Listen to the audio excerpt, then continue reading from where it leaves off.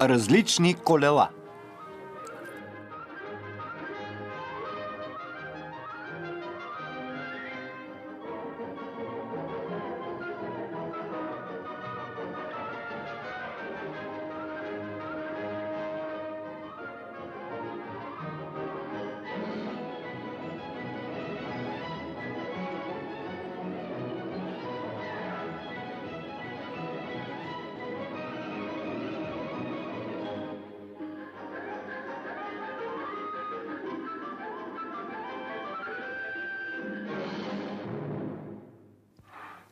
Веднъж Мечо решил да си направи каруца.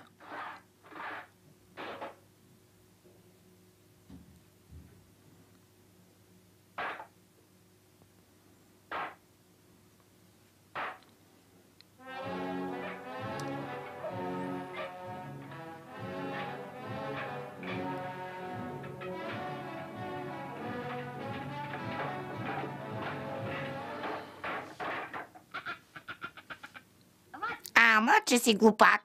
Всички колела на каруцата ти са различни. Да, трябва да сменя колелата. На теб, Мечо, трябва да ти сменят главата с лапите.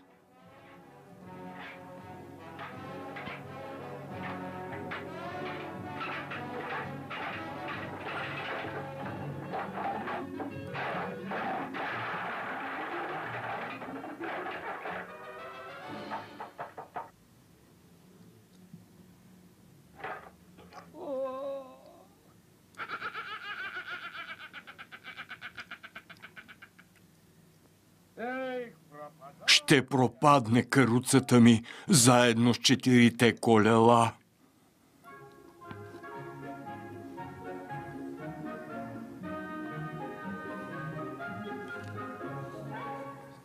Спрете.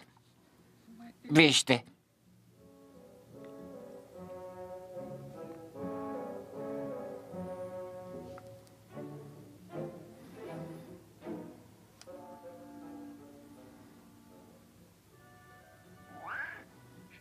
Какво да видим? Само една празна каруца. Наистина е празна, но не е обикновена. Всичките й колела са различни. Виж какво огромно колело. Аз имам по-малко.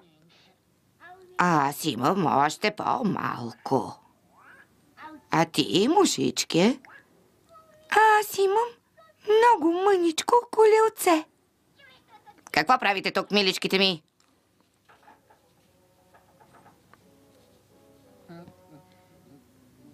Ето, намерихме тук някаква чудесия. Прилича на каруца, но всичките й колела са различни. Да не е твоя. Какви ги говориш? На Мечока е. Направи я и я изостави. Затова лежи и тук. Изглежда не се е получила каруцата на Мечока. Нямало е той нито умение, нито търпение.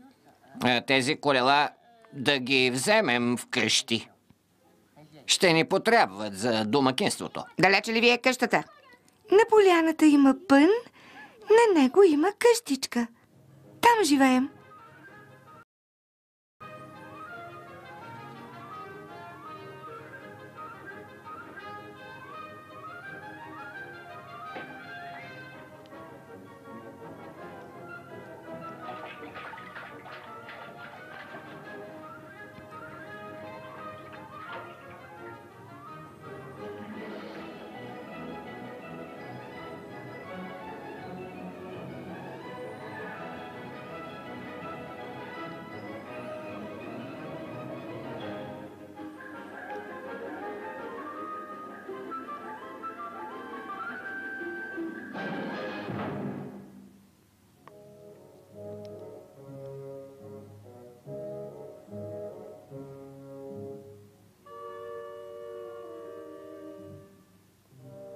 Здравей, Михаил Иванич. Не ти ли трябва каруцата? Каква каруца? Нали остави каруцата в гората? Да. Оставих я. А какво се е случило? Значи така.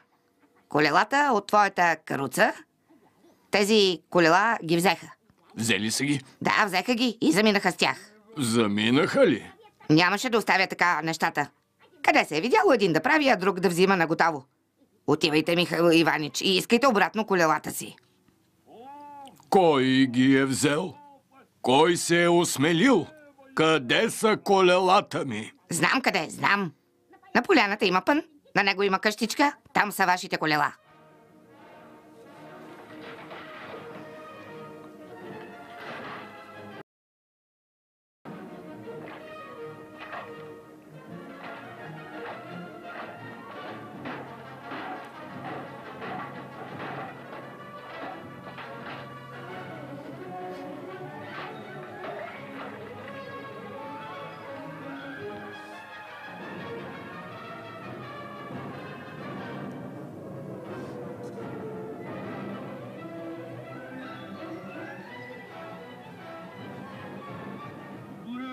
Къде са колелата ми?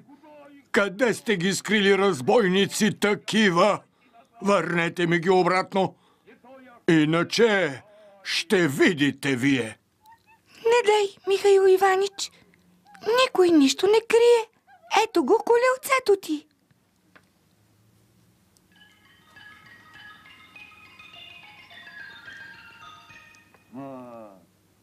Добре. А къде е второто? По-голямото? Гледай насам. Тарележът го сложи на количката.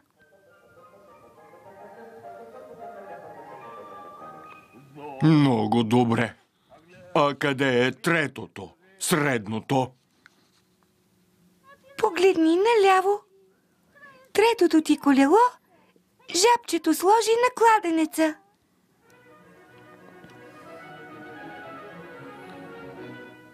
Ама че работа. А къде е най-голямото колело? Петелът го сложи във водата и построи мелницата.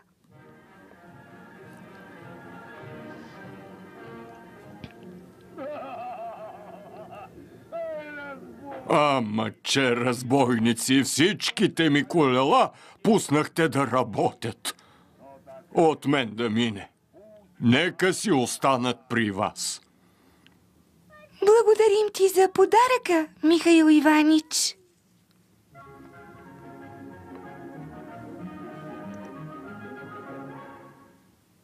Извинете ме. Попрекалих малко. А сега виждам, че в умели ръце дори моите негодни колела могат да бъдат полезни. Какво говориш, Михаил Иванич? Твоите колела се оказаха много годни. Много ме зарадвахте. Аз си мислех, че нищо не мога да правя. Отивам сега да правя различни колела. За всеки вкус, за всяка нужда.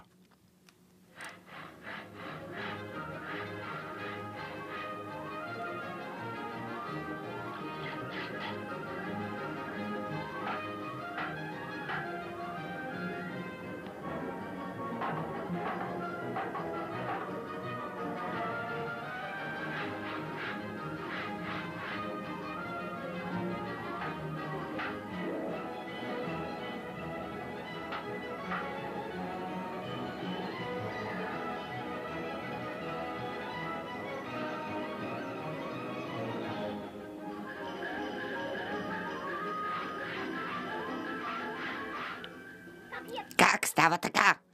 Един да прави, а други да взимат на готово.